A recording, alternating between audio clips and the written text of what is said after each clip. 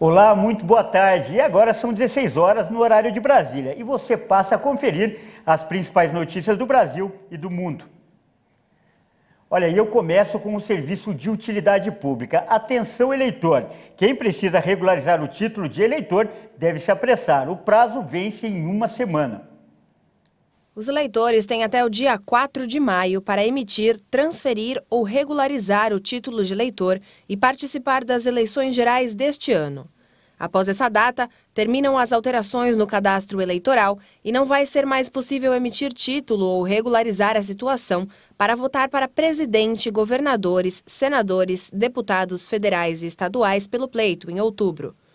O alistamento e o voto são obrigatórios para maiores de 18 anos e facultativo para quem tem entre 16 e 17 anos, e também para os maiores de 70 anos e analfabetos. Quem é obrigado a votar e não comparece às urnas fica em débito com a Justiça Eleitoral.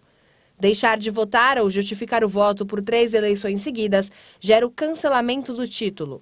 É preciso lembrar que cada turno de votação é considerado uma eleição. E ter o título cancelado impede a pessoa de exercer vários atos da vida civil, como participar de licitações, contratar com o poder público, renovar passaportes e se inscrever em concurso, entre outras consequências. Para emitir ou regularizar o título, não é preciso ir a um cartório eleitoral. Basta acessar o portal do Tribunal Superior Eleitoral e resolver tudo pelo sistema Título Net. E ainda falando de eleições, o Superior Tribunal Eleitoral ampliou o número de urnas que serão testadas para as eleições desse ano. O objetivo é aumentar a segurança e a transparência da votação eletrônica e mostrar que o sistema é confiável.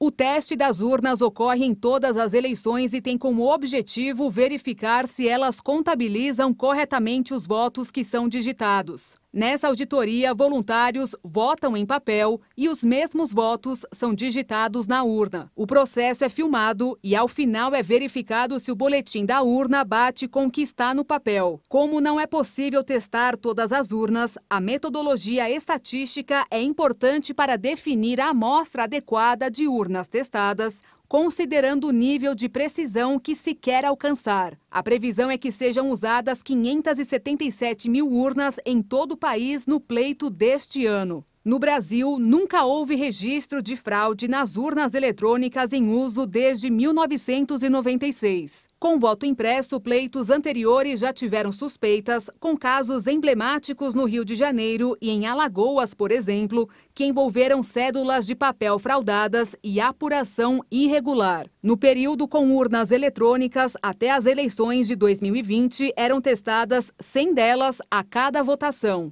Nos últimos 6 meses, em meio às notícias falsas de que o sistema pode ser fraudado, o tribunal inicialmente anunciou que dobraria a quantidade de urnas testadas. E a Polícia Federal devolveu a arma do ex-ministro da Educação, Milton Ribeiro, após o disparo acidental que feriu uma mulher no aeroporto de Brasília ontem à tarde. Ribeiro possui porte de arma e registro como colecionador, segundo seus advogados. A devolução ocorreu devido ao acidente ter sido provocado por um cuidado excessivo de não tirar a arma de dentro do bolso em público, a fim de não expor nem constranger as pessoas presentes, e também ao zelo de não circular com ela carregada.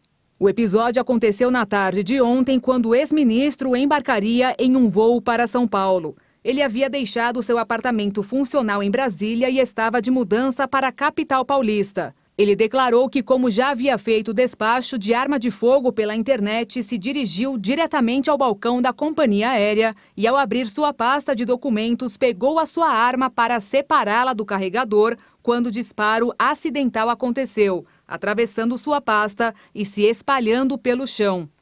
Uma funcionária de uma companhia aérea que não teve a identidade revelada foi atingida por estilhaços, mas passa bem após ser atendida no local. Nesse ano, novas regras para embarque com a posse de uma arma e o despacho de armas de fogo em aeroportos do país foram aprovadas pela Comissão de Segurança Pública da Câmara dos Deputados.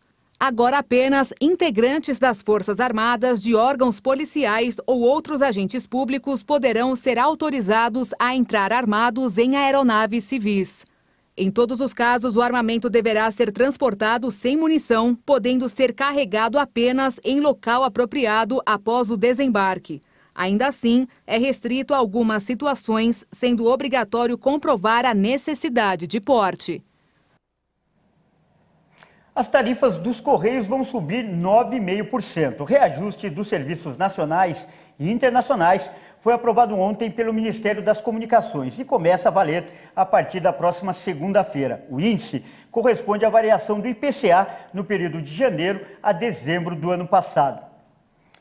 E mudando de assunto, o Ministério do Interior da Ucrânia informou que o exército russo está bombardeando pontes e ferrovias do país. O objetivo é dificultar o fornecimento de armas para os ucranianos.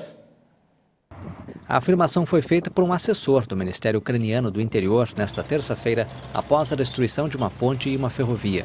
A ponte parte de uma rota transfronteiriça com a Romênia sobre o estuário do rio Dniestr foi atingida nesta terça por mísseis russos, segundo a empresa ferroviária ucraniana.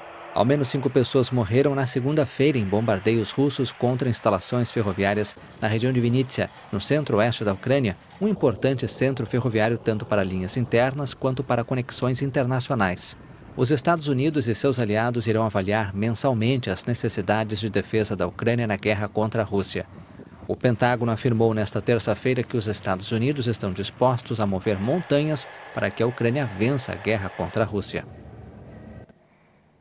E a gente continua falando do conflito no leste europeu. Um monumento que simbolizava a amizade entre a Rússia e a Ucrânia foi derrubado ontem em Kiev, a capital ucraniana. A estátua foi erguida na época da extinta União Soviética e a depredação foi uma resposta à invasão russa ao país. A imagem era de um trabalhador ucraniano e outro russo em um pedestal. Os dois seguravam juntos uma ordem soviética de amizade. A estátua estava localizada debaixo do Arco da Amizade do Povo, erguida em 1982 para comemorar o aniversário de 60 anos da União Soviética. O arco continua no local, porém agora ele deixará de se chamar Arco da Amizade do Povo e receberá as cores da bandeira ucraniana. Ainda não se sabe qual será o novo nome.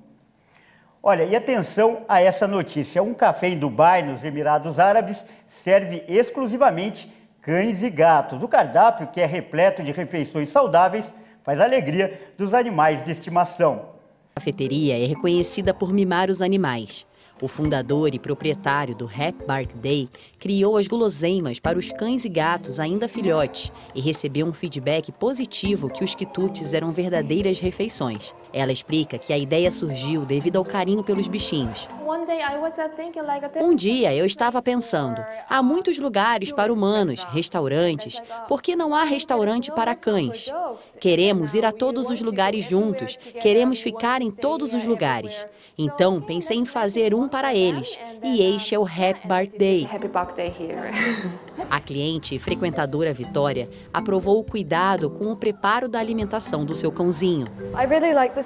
Gosto muito desse lugar porque a comida é feita por nutricionista e acho muito bom porque é saudável para ele e não é como um mimo, é uma refeição completa. Ele realmente gosta de comer. É sempre um menu diferente todos os dias. Às vezes são cupcakes e há outras refeições diferentes que eles podem ter, o que é muito bom.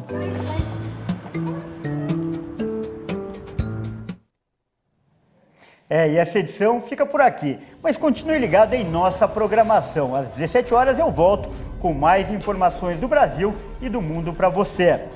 Até mais!